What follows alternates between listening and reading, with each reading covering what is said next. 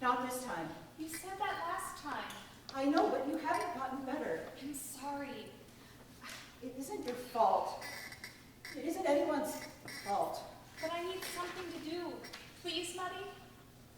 Oh, well, you can help by keeping Eddie company while I'm gone. You know he doesn't do well being alone. But Muddy... Let's not tempt fate. I was never in the habit of intoxication. For a brief period while I resided in Richmond and edited The Messenger, I certainly did give way at long intervals to the temptation by the spirit of Southern conviviality.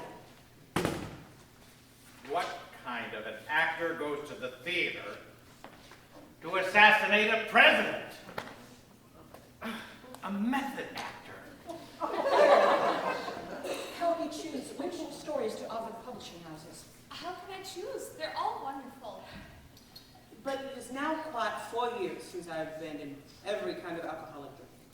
4 years, with the exception of a single deviation, which occurred shortly after my leaving Burton. You didn't leave Burton, you were fired. Over disagreements, not because of the narrative he fabricated, saying I was a drunkard. But I did leave Grant.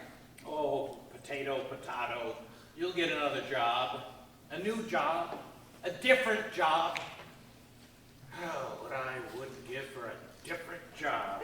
Here. These are my favorites. I trust your judgment. Job well done. Edgar, I'm off to the publishers. Will you take care of Virginia? Always. Hanging by a thread, each day filled with dread, waiting for death at the door, we never get ahead. I supply the hole from which they both draw. My devotion, selfless notion, is my tragic flaw.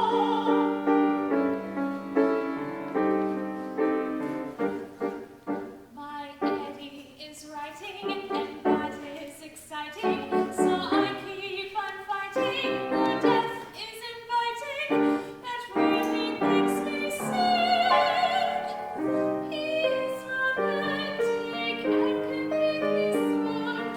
His heart is gigantic, bigger than my Go to bed, I'll be back soon.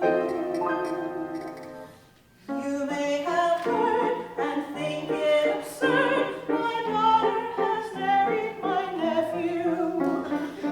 He often is glum as they come. His career will disappear without me here to persevere. For my son-in-law, my daughter's husband, her cousin, and my nephew.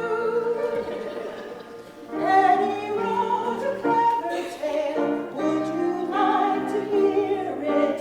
Fiction on a grander scale, dark and full of spirit. Of something else we think, of himself and of some drink. Tell us what you have to sell, what has come from posing well. This one is called Morella, a true macabre novella, and Berenice is a groundbreaking piece. It tells of a maiden who's buried Oh alive. dear me, just like the last five. Love to his ideas and learn his things. Bring her off dead. Death is always on the verge. Does he write inside a coffin?